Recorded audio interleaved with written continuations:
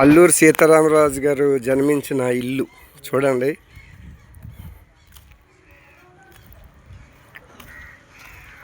ఇది ఒక చిన్న విలేజ్. ఇది అప్పుడు కమ్మరిల్లు ఉండేది, తాటాకులు ఇల్లు ఉండేదట. ఇప్పుడు ఈ విధంగా కట్టారు.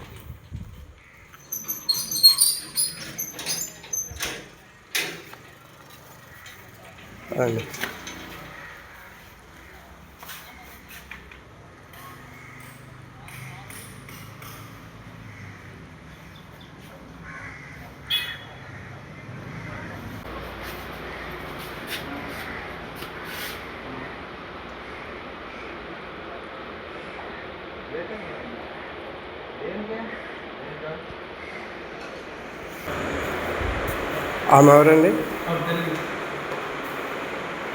అల్లూరు సీతారామరాజు గారి మదరు.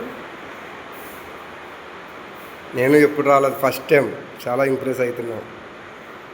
అనుకోకుండా వచ్చాను. నేను ఇక్కడికి వచ్చిన పని కాదు, కానీ చాలా ఆనందం అనిపించింది నాకైతే. మన దేశం కోసం ప్రాణాలు అర్పించిన దాత. ఫస్ట్ అలాగ ఉండేదండి ఇల్లు, తాటాకులు ఇల్లు అలా ఉండేది.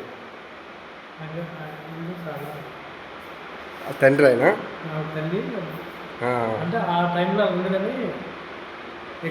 అవును, ఎగ్జాంపుల్ చూపించారు.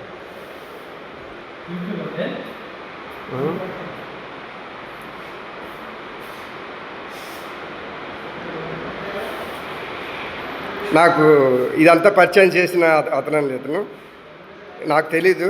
ఇక్కడ అల్లూరు సీతారామరాజు గారి ఇల్లు అని చెప్పేసి ఇతనే తీసుకొచ్చి చూపించారు నాకు. ఇక రెండో వ్యక్తి లోపలికి ఎంటర్ చేసేది. మనం అలా సింగిల్గా అయితే రాలేం కదా లోపలికి. అదనమాట. ఒక కొత్త తెలుసుకున్నాను ఇక్కడ, కొత్త ప్లేస్ని ఇక్కడ ఉందని సంగతి.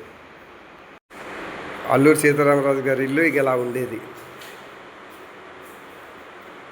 ఫస్ట్. ఇప్పుడు మొత్తం అది పోయింది కదా, కాలం పోయింది కదా.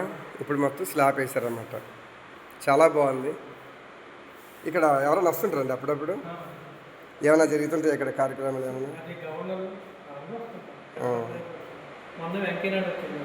అవునా?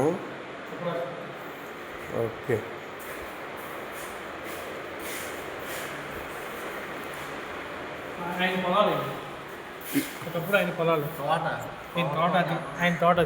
ఇప్పుడు కూడా ఇతను